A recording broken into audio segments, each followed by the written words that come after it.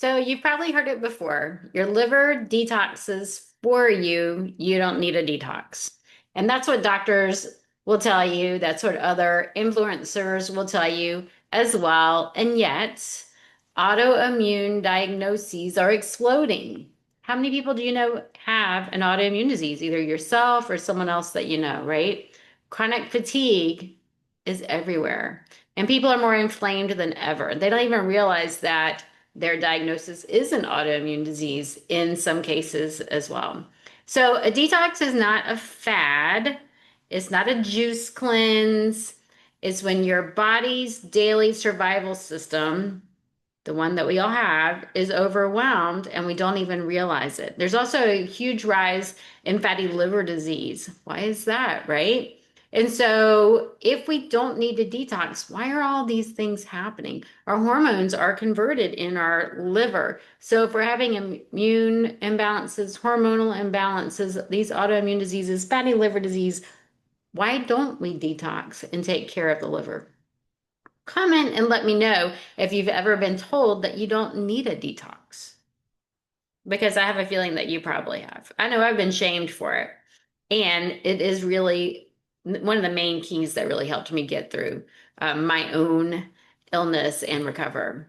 So I am Holistic Jen. I am a culinary coach, a health educator, and I'm someone who had to learn the hard way on my own autoimmune journey. So let me tell you, my healing didn't start until I supported my body and its ability to detox. Many of you know that I went to the School of Natural Healing, and there we really focused on detoxing. And there we believe that all disease begins in the gut, and we have to focus on the gut. We have to focus on digestion. You may be telling me that you go to the bathroom regularly. Maybe you poop once a day, once a week, some only when they have their period. Regular doesn't mean optimal. You need to be going after every large meal. That's how your body is designed. And if you're going a lot more often, then there's a problem too. And so we need to look at these things. We need to talk about these things and not shame talk around poop, right? And so when I went through a detox, I didn't focus on powders and pills. I used real food. We can use foods to help our body detox. I did use herbs and I did use spices.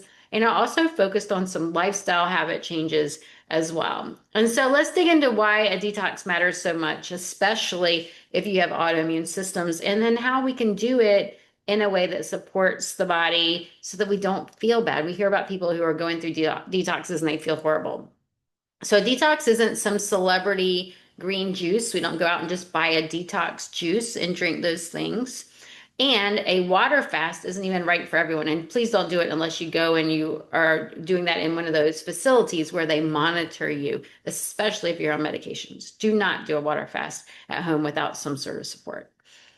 A detox is allowing your body to naturally do what it's supposed to do, assuming that we are living somewhere where the water's pristine, the air we're breathing is pristine, right? The foods are pristine and nutrient rich, and we're able to absorb and get all the vitamins and minerals that we're supposed to get from our foods. And we don't have any stress or very minimal stress. Everything's balanced, and our hormones are in balance, and our blood sugar is in balance.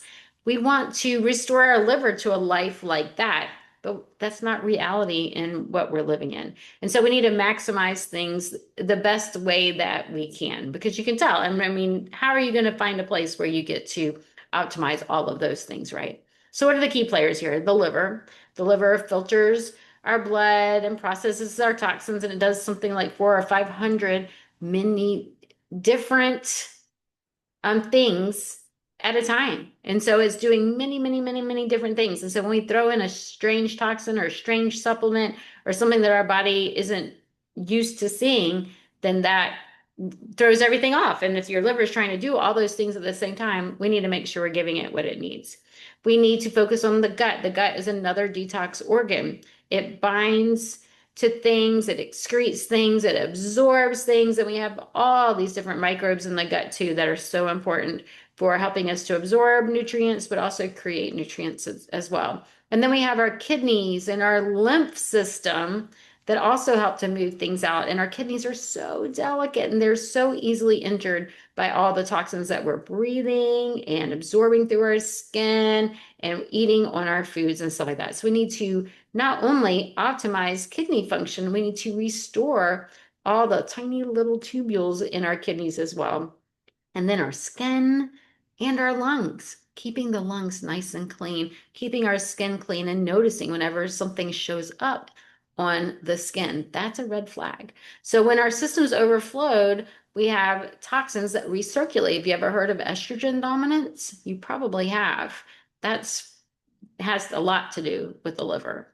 And for someone with the autoimmune disease, it means if our detox systems are not working properly, then we can have more inflammation, higher antibodies, and even more symptoms.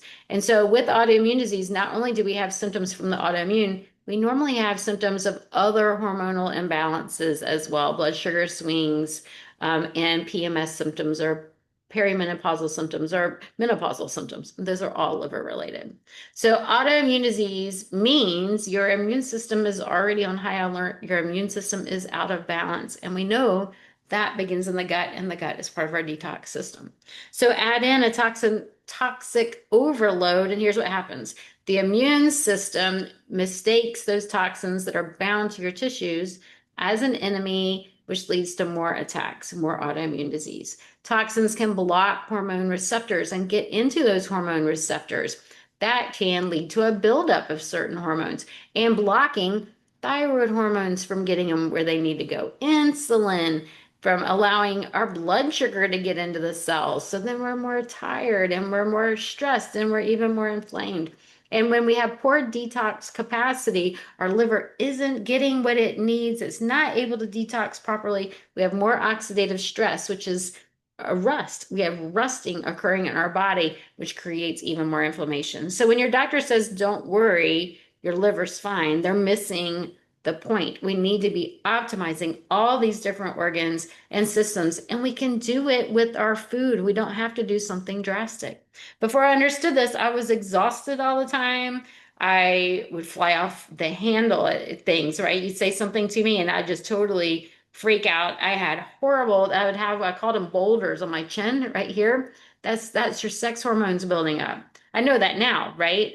And my autoimmune symptoms would just be raging. I thought I just needed to find the right diet or I was just doing something wrong. But even when I took out like gluten and dairy and stuff like that, it just wasn't quite helping with that.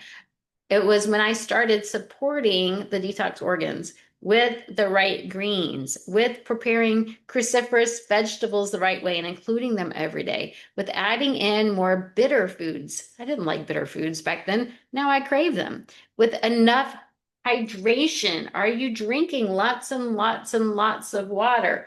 Not too much, but just the right amount. And are you moving your body? Your lymphatic system does not have a pump. We have to move our body, make those muscle contractions to make the lymph system move. When I did those things, my energy improved, my brain fog went away, and my lab work started to show that as well. Detox is a way of surviving. We don't need the juice cleanse. We just need daily habits to lighten up the load. So here's some things that I teach in the Culinary Healing Circle. We need to eat cruciferous vegetables daily. I love Dr. Joel Furman, his G-bombs, greens, beans, onions, mushrooms, berries, and seeds. If you can get those into your diet every day, that is fabulous. You may tell me I can't have cruciferous vegetables because they're goitrogens. They are, but if you have enough iodine in your diet, if you're not deficient in iodine, that's not a problem for you. So let's stop blaming the cruciferous vegetables and make sure we're optimizing all of the minerals in our body.